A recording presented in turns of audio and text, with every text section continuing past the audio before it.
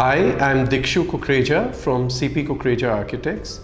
Heartiest congratulations to A+D on its 40th birthday, and it means very much to me as well as I reminisce that this magazine had its birth right here in this office, and today it's celebrating its 40 glorious years.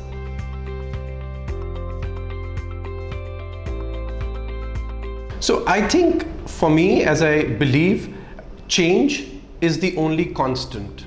And I think as an architect, it's very important that if we have to push our boundaries, our creative boundaries, it's important that we are constantly disrupting what appears to be the normal today. Only then we can create that change for a better future. So that's for me very, very important and in my DNA.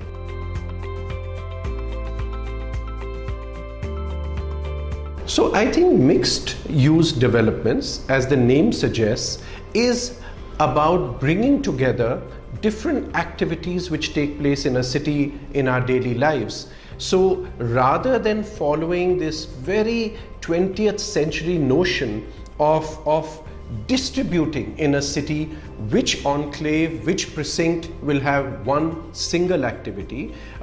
It's a very strange phenomena now when one looks back and sees that so many failures are attached to that kind of a planning model.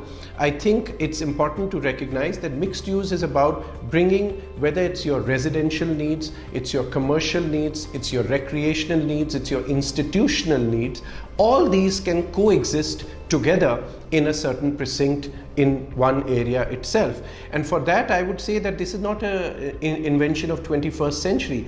If we go back and look world over in civilizations or even in precincts and developments which have taken place, whether it's our old towns within India or even models of development in Europe and other parts of the world, you always had living and working and the associated activities coexisting. So I think it's a phenomena which I say we have lessons to learn from when we look back, and then we need to today contemporize it. We need to adapt it to our modern style of living and the needs of today and the future. So I think in that sense, mixed use has a great learning from the past and a great promise for the future.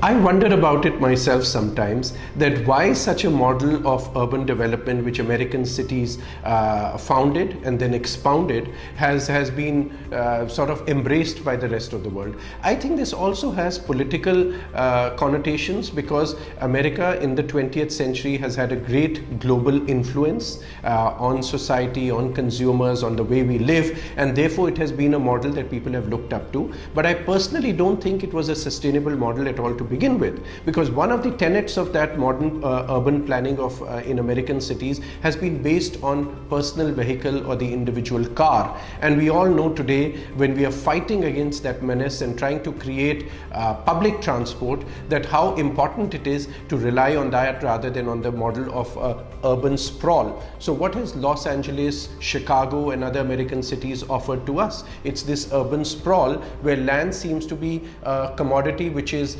infinite, and you can do what you wish to do with it, and you commute for hours, and that is certainly not a sustainable model. I think it's a failed model.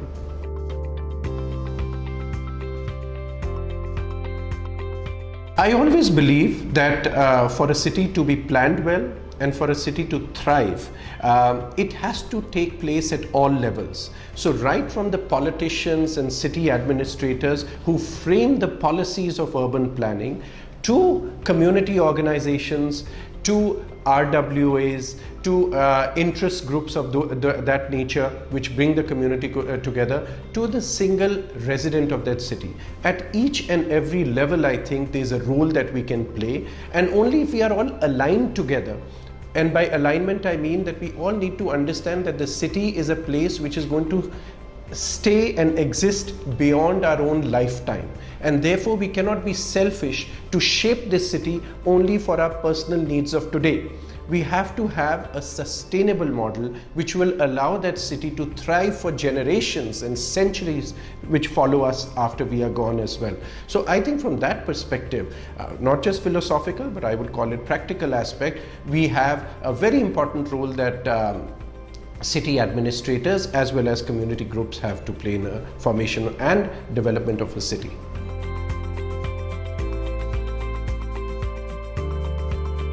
Well, I would say there are many ways and not just 3 ways that we can do that.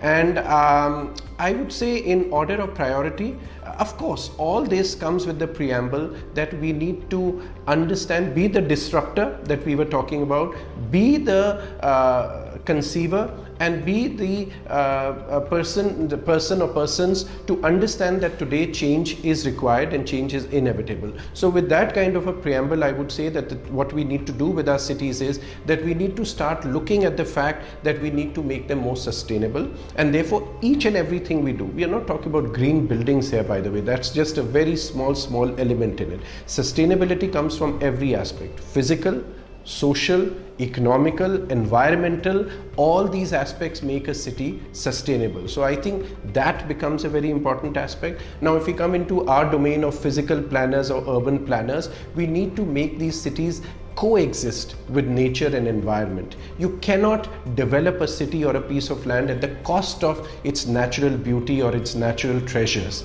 We need to be able to coexist all of that. And with that, I would say, whether it is the topography, whether it's the soil condition, whether it's natural features like rocks and rivers and trees, all these have to be embraced in our 21st century model of development. So I think all these aspects would be important. And thirdly, I would say, since you asked me 3, I can go on with more, but third, I would say that we also need to see that how do we increase the happiness quotient in our cities? How do we make sure that people who are living here, why are we all today consumed with this term called stress?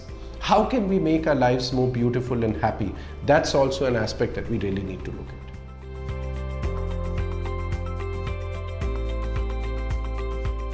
So I would resist from naming 1 or 2 single cities, and the reason for that is because that immediately sets our thinking, oh, this is the right model and why don't we go in that direction. Now I'm an optimist, so I'm not for a moment trying to suggest that nothing good exists anywhere in the world or in India. I think we have some glorious examples, and even if we look back at history, we realize that there have been such thriving cities. Some of the oldest cities in the world happen to be in our own country. So they are beautiful examples, but why I'm not naming any is with the idea that let's now start at least thinking afresh. I'm not saying we conceive new cities, but I'm saying at least we think afresh on how we need cities to become like the best examples of living.